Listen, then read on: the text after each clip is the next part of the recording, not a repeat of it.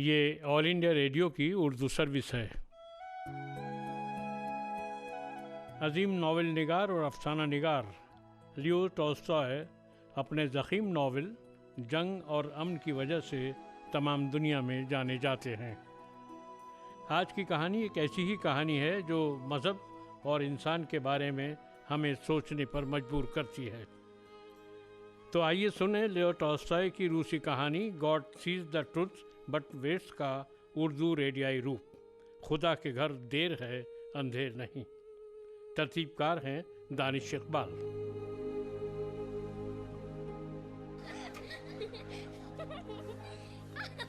अरे वाह वाह मेरा भिखारी, अरे पकड़ो पकड़ो पकड़ो पकड़ो। अच्छा अच्छा अच्छा, पापा थक गए। ओ अच्छा चलो मैं चलता हूँ। Bye bye Tatiana. Bye Ivan, जल्दी आ जाना, शाम में डिनर के लिए एक सरप्राइज है। हाँ तुम्हारा सरप्राइज मुझे अच्छी तरह से मालूम है, इसलिए जल्दी से भी पहले आ जाऊंगा। क्या है मेरा सरप्राइज? अरे मैं जानता हूँ कि तुम डिनर में टर्की खिलाने वाली हो, लेकिन मैं ये बात बताकर तुम्हारा सरप्राइज खराब नहीं करूंगा, ठीक है? बाय। कमाल है, मुझे आज तक नहीं मालूम हो सका कि मैं अपने शौहर से कोई बात पोशीदा क्यों नहीं रख पाती। ज़रूरत भी क्या है मालकिन। वैसे सच ये है कि मालिक शादी के बाद बहुत बदल गए हैं। किस तरह से? देखो मालकिन, मालिक खूबसूरत तो हमेशा से थे, लेकिन शराब ज़्यादा पीते थे तो उनसे डर लगता था। लेकिन शादी के बाद शायद तुमने कुछ ऐसा जादू कर दिया है कि मालिक फिर से सीधे साधे मासूम से हो गए हैं। वो इतना सीधा भी नहीं जितना दिखता है। मालकिन, ये तुम्हारी बरकत है कि मालिक तबाह होने से बच गए, वरना शराब ने तो अब तक उन्हें मार ही दिया होता। आज खुदा का दिया सब कुछ है। मालिक की अपनी दुकान है, अपना घर है, कारोबार है। लोग बताते हैं कि शादी से पहले वो गाना बहुत अच्छा गाता था। हाँ, लेकिन अब गाना तो उसने छोड़ ही दिया है। बस थोड़ा बहुत गिटार, वो भी कभी कभी। अरे मालकिन, अभी मालिक कारोबार जमाने की कोशिश में है ना। एक बार कारोबार ठीक से जम जाएगा तो गाना भी वापस आ जाएगा। अरे इन बातों में ये बताना तो मैं भूल ही गई कि मैंने जानवरों के बाड़े की सफाई कर दी है और आतिशदान के लिए लकड़ियाँ और कोयले भी रख दिए हैं। Thank you. मालकिन, आप मुझे थैंक यू यूँ कहती हैं तो मैं शर्मिंदा सी हो जाती हूँ। मैं आपकी खादिमा हूँ, मेरा काम आपकी खिदमत करना है, तो ये थैंक यू कैसी और क्यों? इतनी अच्छी अच्छी बातें कहने के लिए भी थैंक यू। ओहो, मैं सच में बहुत खुशकिस्मत हूँ जो आप जैसी मालकिन मुझे मिली और मालिक जैसा मालिक। ओहो, क्या हुआ? अरे कपड़े धो दिए थे लेकिन फैलाए नहीं। धूप जाने से पहले फैला दूं। मालिक को कल मौसलन टीज़ा के मेले में भी तो जाना है। तुम कुछ खा लो, कुछ सांस ले लो, कपड़े मैं फैला दूंगी। काफी दिन पड़ा है, सूख जाएंगे। नहीं नहीं मालकिन, पहले काम फिर बाद में आराम।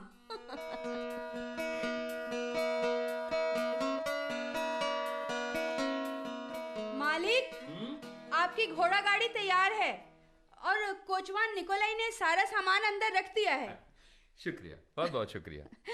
मालिक, मौसलन टीज़ा के मेले में वहाँ की जादूगरनियों से बचकर रहिएगा। तुम्हारी मालकिन ने ऐसा जादू किया है मुझ पर, ऐसा जादू किया है कि अब कोई और जादू चल ही नहीं सकता। इवान, आज मत जाओ। क्यों? मैंने तुम्हारे बारे में एक बुरा ख्वाब देखा है। तुम्हें कहीं इस बात का डर तो नहीं लग रहा कि मैं मेले में जाकर रंग रलियां मनाऊंगा? मुझे सच में बहुत डर लग रहा है। मैंने ख्वाब में देखा कि तुम मेले से बहुत दिनों तक वापस नहीं आए। फिर जब बहुत दिनों के बाद तुमने घर वापस आकर अपनी टोपी उतारी, हाँ? तो मैंने देखा तुम्हारे बाल सफेद हो चुके थे। क्या बात कर रही हो तुम? सिर्फ एक ख्वाब की वजह से मैं काम काज छोड़ दूंगा क्या? वहां मेले में अच्छी तिजारत होगी। देखना, मैं वापस आऊंगा ना तो कितने सारे तोहफे लाऊंगा, तुम्हारे लिए और बच्चों के लिए भी। चलो अब ये सब वहम छोड़ो और जल्दी से मुस्कुराओ, मुस्कुराओ मुस्कुराओ मुस्कुराओ, स्माइल, हाँ मुस्कुराओ मुस्कुराओ, हाँ देखा देखा देखा देखा, तुम मुस्कुराते हुए कितनी अच्छी लगती हो। अच्छा सुनो, अब प्यार से अलविदा कह दो मुझे, कह दो ना। अलविदा इवान। Good bye Tatiana.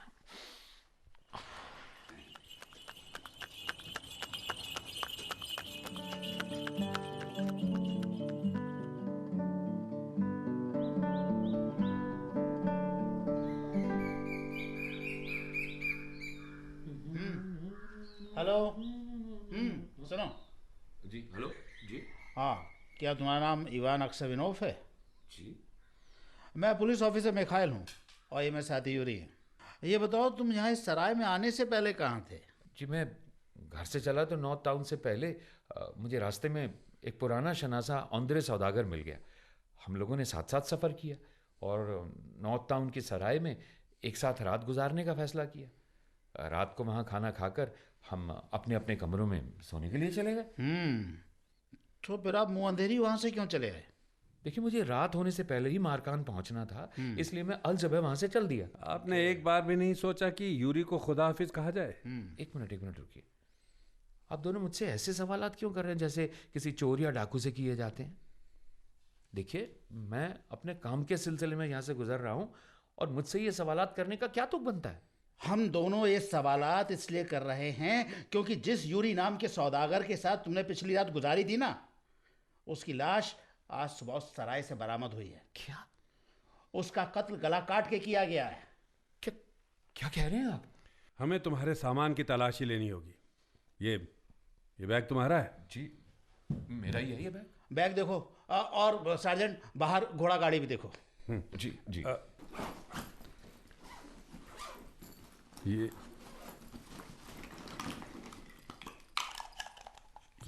ये किसका चाकू है?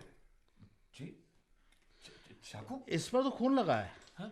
ये तुम्हारा चाकू है? बोलो, इस चाकू पर खून कैसे लगा? नहीं देखिए, मुझे कुछ नहीं पता। ये 8,000 रूपये कहाँ से आए? आज सुबह सौदागर की लाश बरामद हुई जिसका गला कटा हुआ था। हा? एक तुम ही हो जिसने यह कत्ल किया है। नहीं, मैंने कुछ नहीं अंदर किया। से बंद था और वहाँ कोई नहीं था। देखिए ये रहा वो खून से लथपथ चाकू। देखिए साजन, और देखो तुम्हारा चेहरा साफ साफ बता रहा है कि यह खून किसने किया है। मैंने कुछ नहीं किया। बताओ मुझे, तुमने उसे कैसे मारा? देखिए, आप जबरदस्ती ये पैसा लूट कर कहाँ भाग रहे थे तुम? देखिए, मैं कसम खा के कहता हूँ, मेरी बात सुनिए। बताते हो या नहीं? मैं बोल तो रहा हूँ, मैं कसम खा के कहता हूँ कि मैंने कुछ नहीं किया। मैंने रात के खाने के बाद यूरी को देखा तक नहीं। और ये 8,000 रुपये मेरे खुद अपने हैं। और ये चाकू मेरा नहीं है। ठीक है, तुम्हें गिरफ्तार किया जाता है। नहीं देखिए, ये आप गलत कर रहे हैं। आप मुझे छोड़िए। जो कहना गलत, जो कहना अदालत में जाकर कहना। मेरी बात सुनिए। आप मेरे साथ जबरदस्ती नहीं कर सकते। देखिए, तुम्हारा सारा सामान और पैसा जब्त किया जाता है। हम तुम्हें व्लादिमीर की जेल में भेज रहे हैं जहाँ कत्ल हुआ था। आगे की कार्रवाई वही होगी। चलिए निकोलाई, मुझे बचाओ। छोड़िए मुझे, मैंने कुछ नहीं किया।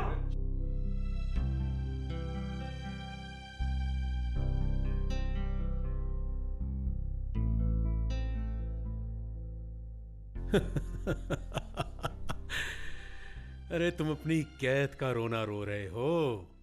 मालूम है, वो जो बुजुर्ग बाबा सामने बैठे हैं ना, उनको यहाँ साइबेरिया के सर्द जहन्नुम में आए पूरे 26 साल हो चुके हैं।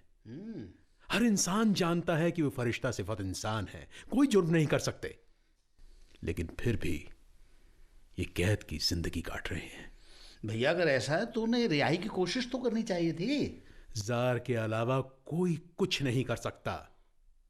मुझे उनको देखकर कितना दुख होता है ये मैं बता नहीं सकता। ये हर वक्त कुछ ना कुछ पढ़ते रहते हैं, देखा मैंने। यहाँ जेल में इवान अक्सिनोफ ने जूते बनाना सीखा और जूते बना बना कर उन्होंने कुछ पैसे भी कमाए, जिससे वो किताब खरीदी जिसका नाम है वलियों की जिंदगियां। इवान साहब ये किताब चर्च के अंदर बुलंद आवाज में पढ़ते हैं। जेल के सभी बड़े अफसर भी इवान अक्सेविनोव को उनकी नेकी की वजह से पसंद करते हैं और दूसरे कैदी भी उनकी बहुत इज्जत करते हैं। अरे सभी कैदी अपने सारे झगड़ों का मुंसिफ उन्हीं को बनाते हैं। कोई उन्हें बाबा कहता है तो कोई दादा कहकर पुकारता है। लोग कहते हैं इवान अक्सेविनोव को ये तक नहीं पता कि इनके बीवी बच्चे जिंदा भी हैं कि नहीं। ओहो, छोड़ो इन बातों को। तुम ये बताओ कि तुम लोग नए कैदियों से मिले जो कल लाए गए हैं? हाँ, बाकी तो सब ठीक ठाक है, लेकिन उनमें से एक बहुत खतरनाक सा लगता है। कौन सा? अरे वो जो तकरीबन 60 साल का लंबा चौड़ा सा आदमी है ना, वो। हाँ, वो घोड़ा चोर तो पक्का गुरु घंटाल है। अरे लो, वो देखो, वो तो इधर ही आ रहा है। हाँ, इधर ही आ रहा है वो तो। Good morning, good morning. आओ।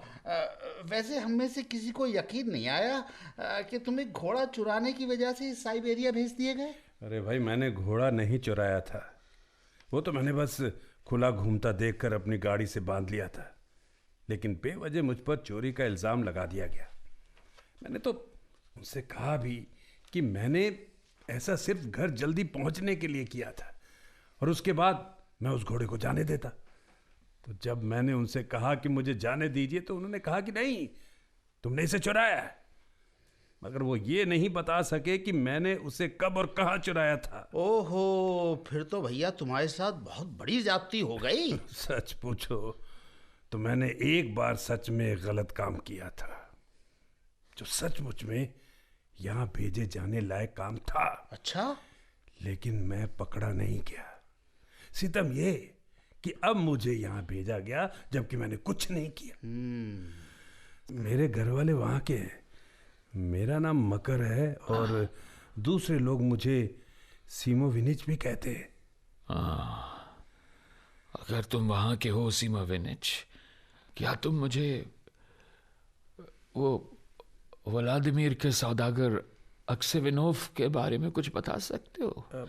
क्या वो अब भी जिंदा है? हाँ हाँ, बिल्कुल बिल्कुल बता सकता हूँ। अक्सेविनोव के घर वाले बहुत अमीर हैं। अच्छा। मगर उनका बाप हमारी ही तरह किसी जेल में कैद है, क्योंकि वो भी एक बहुत बड़ा मुजरिम है। वैसे आप बताइए बाबा जी, मुझे आप मुजरिम नहीं लगते, यहाँ कैसे फंस गए? कुछ हो गया था ऐसा जिसकी वजह से इस जेल में तकरीबन 26 साल से हूँ। 26 साल? लेकिन क्या जुर्म किया था?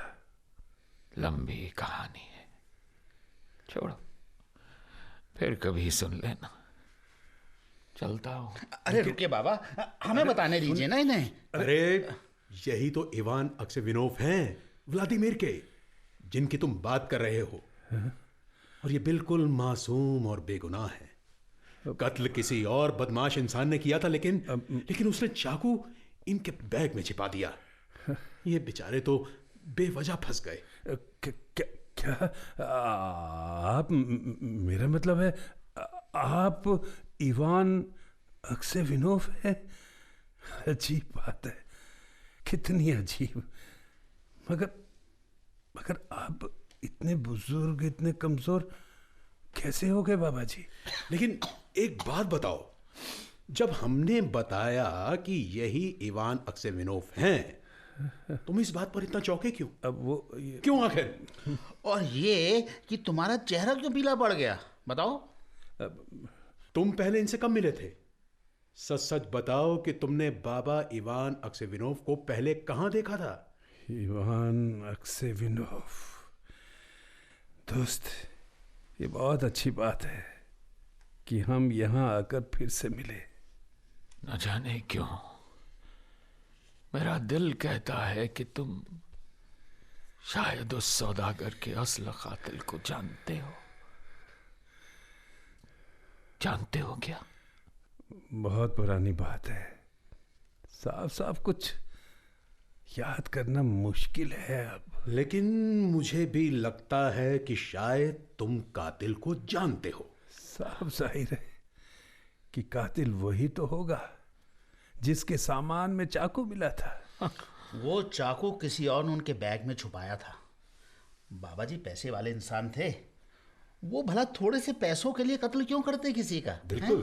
देखो देखो, कोई कातिल कातिल नहीं होता जब तक साबित ना हो जाए। और ये बताओ, कोई इनके सामान में चाकू कैसे छिपा सकता है, जबकि इनका बैग इनके सर के नीचे रखा था? कोई उसमें चाकू छुपाता तो ये जाग ना जाते। झूठ। अरे अरे बाबा जी, आप कहाँ जा रहे हैं? आप कहाँ जा रहे हैं? अरे सुनिए, अरे सुनो, अरे कहाँ चल दिए? रुकिए बाबा। शायद बुरा मान गए।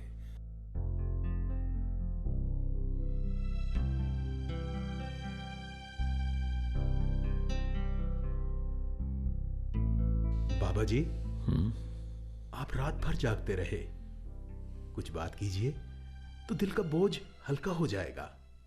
मैं जानता हूं, मकारी वो आदमी है जिसने वो कत्ल किया था। क्या? हाँ, और उस कत्ल की सजा मुझे मिली। सारी रात मेरी मजलूम बीवी का चेहरा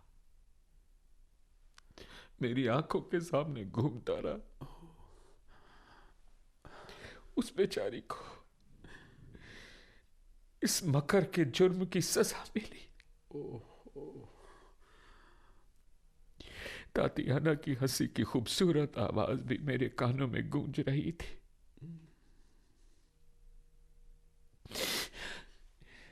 जब मुझे जेल हुई तो जानते, मेरे बच्चे बहुत छोटे छोटे थे।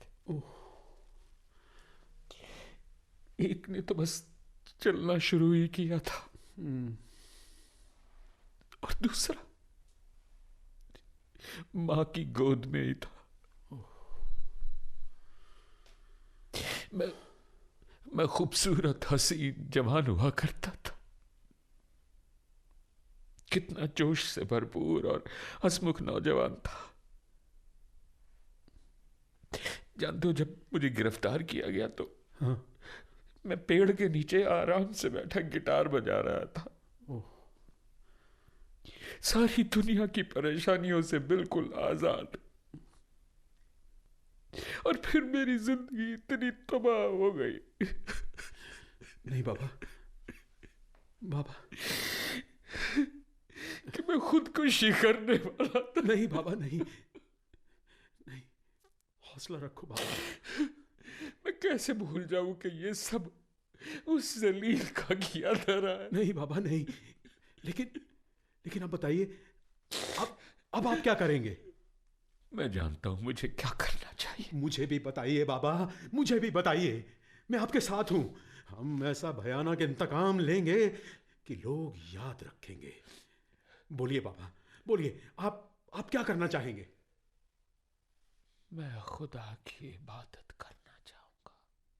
गुस्सा एक शैतानी काम है, लेकिन इंतकाम गुस्से का ही दूसरा रूप है।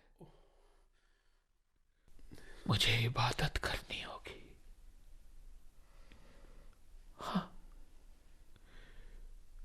मुझे इबादत करनी होगी। Oh Lord, let peace be there all over. या खुदा, उसे तो माफ करना।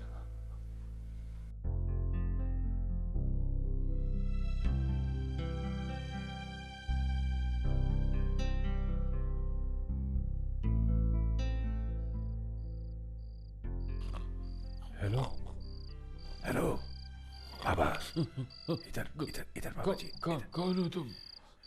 मैं मकर सिमोविनिच हूँ। तुम यहाँ क्यों? आहिस्ता आहिस्ता आहिस्ता बोलो और चलो मेरे साथ। क्या हुआ? क्या चाहते हो तुम? देखो, मैंने 2 महीनों की मुसलसल मेहनत से एक सुरंग बनाई है जो बाहर की रोड पे निकलती है। तो मैं क्या करूं? बाहर चलो, तुम अब आजाद हो सकते हो। नहीं नहीं नहीं, मुझे कहीं नहीं जाना है। जाओ यहाँ से, जाओ जाओ, वरना मैं शोर मचा दूंगा अभी। तो जाओ। देखो देखो देखो, अगर तुमने शोर मचाया तो संतरी लोग मुझे मार देंगे, मगर उससे पहले मैं तुम्हें मार दूं। धमकी मत देना। पहली बात तो ये है कि मुझे जेल से भागने की कोई ख्वाहिश नहीं है, और दूसरी बात ये कि तुम्हें मुझे मारने की कोई जरूरत नहीं है। अरे तुमने तो मुझे न जाने कितने साल पहले मार दिया था। इवान, और तुम्हारे बारे में मैं कुछ करूं या ना करूं, वो ऊपर वाला खुदा जरूर करेगा, जानते हो। मैं जो चलो निकलो यहाँ से, निकलो। अपनी खैर चाहते हो तो चुपचाप चुपचाप चलो निकलो यहाँ से, दूर हो जाओ मेरी नजरों के सामने से, निकलो। अरे खुदा, कैसा इम्तिहान है तेरा।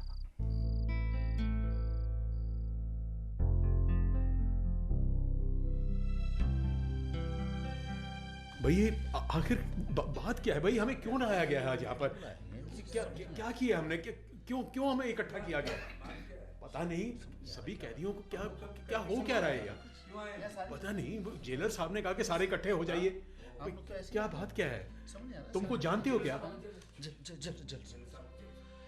ध्यान से सुनो सब लोग, खामोश हो जाओ। 2 दिन पहले जेल के संतरियों ने सामने के बगीचे में गड्ढा देखा है। गड्ढा जिसको पेड़ की टहनियों से ढककर छुपाया गया था। तफ्तीश की गई तो पता चला किसी ने जेल से भागने के लिए सुरंग बनाई थी। सुरंग। और सबको मालूम है ना सुरंग बनाने की अपने यहाँ क्या सजा है? हाँ तुम बताओ, बोलो क्या सजा है, बताओ। जी सजाए मौत। सजाए मौत। पता तो चल जाएगा किसने किया ये सब। हाँ, इवान नक्सेविनोव। हाँ, तुम एक अच्छे और सच्चे इंसान हो। तुम बताओ ये किसकी हरकत है? हैं? जी वो देखो तुम्हारा चेहरा बता रहा है तुम मुजरिम का नाम जानते हो। जी हाँ बोलो ना, कौन है वो? बताओ। नहीं मैं कुछ नहीं। बाबा जी उस आदमी की जिंदगी को क्यों बचा रहे हो जिसने आपकी पूरी जिंदगी बर्बाद कर दी? अरे उसे अपने गुनाहों की सजा मिलनी चाहिए। देखो, मैं गवर्नर को सब बता दूं तो वो उसको मौत दे देगा, लेकिन उससे मेरा क्या फायदा होगा? लेकिन बाबा हमें सच बताओ, ये सुरंग किसने खोदी थी? सर मैं कुछ नहीं कह सकता। अरे बताओ, आप जानते हैं, बताओ। नहीं देखिए, मैं क्या। डरो मत, घबराओ नहीं, मुझे बताओ। देखिए यहाँ देखो सारे लोग हैं, मुझे बताओ किसने खोदी थी?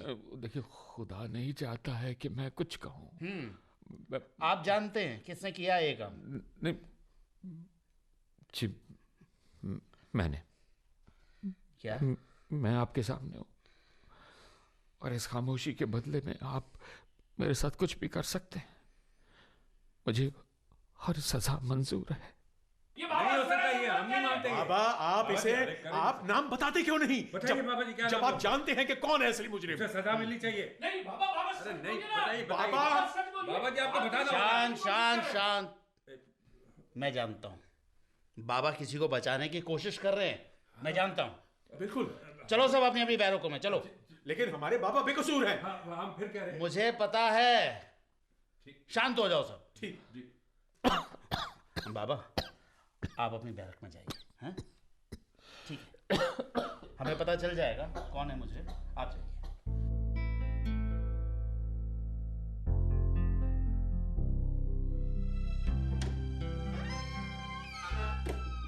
हाँ?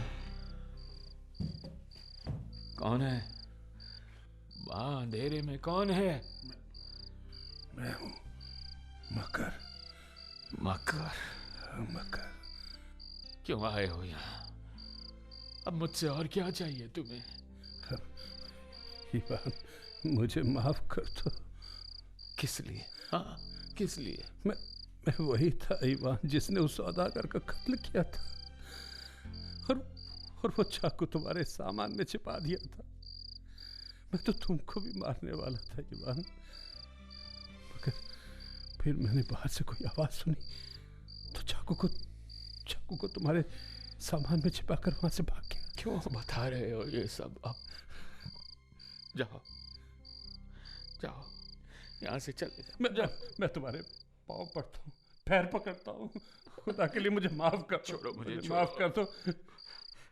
मैं ये बात जेलर को और गवर्नर साहब को बता दूंगा कि वो कत्ल मैंने किया था, और फिर तुम आजाद हो जाओगे इवान, तुम आजाद हो जाओगे।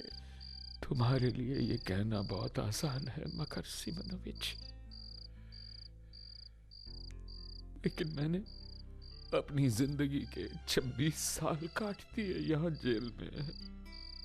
अब कहाँ जाऊंगा? बीवी मर गई मेरी, और बच्चे अपने मुजरिम बाप को भूल भी चुके। मेरे पास अब यहाँ से कहीं और जाने के लिए कोई जगह नहीं बची है। मुझे माफ कर दो, मुझे माफ कर दो इवान, मुझे माफ कर दो, मुझे माफ कर दो। घोड़े से पिटना इतना दर्दनाक नहीं होता जितना कि मुझे तुमको देखकर दुख हो रहा है, और अभी भी तुम्हारे दिल में मेरे लिए रहम और तरस है। तभी तो तुम सिपाहियों को कुछ नहीं बता रहे। ईसा मसीह के नाम पर मुझे माफ कर दो इवान। मैं कितना जलील हूँ, कितना नीच इंसान हूँ, कितना नीच इंसान हूँ मैं इवान।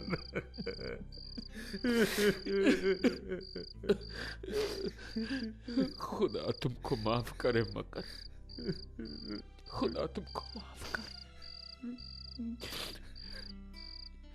शायद मैं तुमसे भी 100 गुना बुरा था, जो खुदा ने मुझे ये सजा दी। तुम्हें माफ करके मेरा दिल हल्का हो गया। अब मैं जिंदगी से आजादी चाहता हूँ। जेल से आजाद होकर क्या करूंगा? लेकिन मैं चीख चीख कर सारी दुनिया को बता दूंगा, सारी दुनिया को बता दूंगा कि तुम बेगुनाह हो।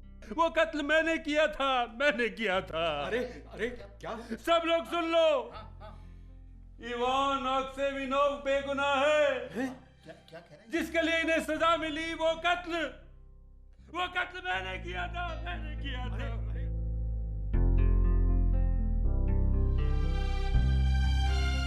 अरे सुनो, अरे सुनो, सब लोग सुनो भाई, इधर आओ, सुनो। अरे जानते हो क्या हुआ? ये बाबा इवान अक्सेनोविनोव की बाइज्जत रिहाई का हुक्मनामा है। बहुत बढ़िया भाई, बहुत बढ़िया। देख लो, खुदा के घर देर है, अंधेर नहीं। लेकिन एक बात बताओ, अपने पापा हैं कहाँ? अरे बुलाओ उन्हें तो बुलाओ, खुशखबरी दे उन्हें। अरे भाई वो सुबह से अपनी कोठरी से नहीं निकले हैं। अरे तो चलो ना, हम भी वहीं चलते हैं। चलो। ये खुशखबरी उनको बाबा को देनी बहुत जरूरी है भाई। बाबा जी।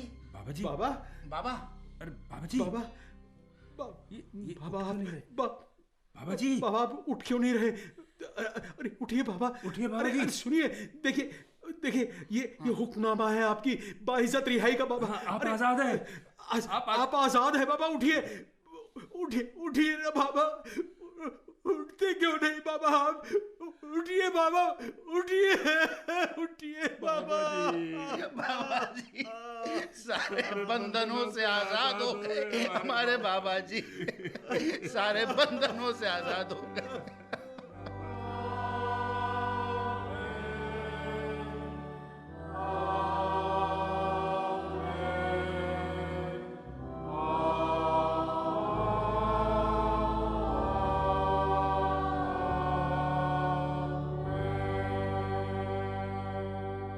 खुदा के घर देर है, अंधेर नहीं। अभी आपने रूसी मुसन्निफ लियो टॉल्स्टॉय की कहानी का ये रेडियाई एक्ट सुना, जिसे तरतीब दिया था दानिश इकबाल ने। हिस्सा लेने वाले फनकार थे बाबला कोचर, गीता वर्मा, शोभना भारद्वाज, आशीष बग्गा, मनोज बिसारिया और दिनेश वर्मा। हिदायत सरफराज अहमद, मुआविन शादाब अली खान।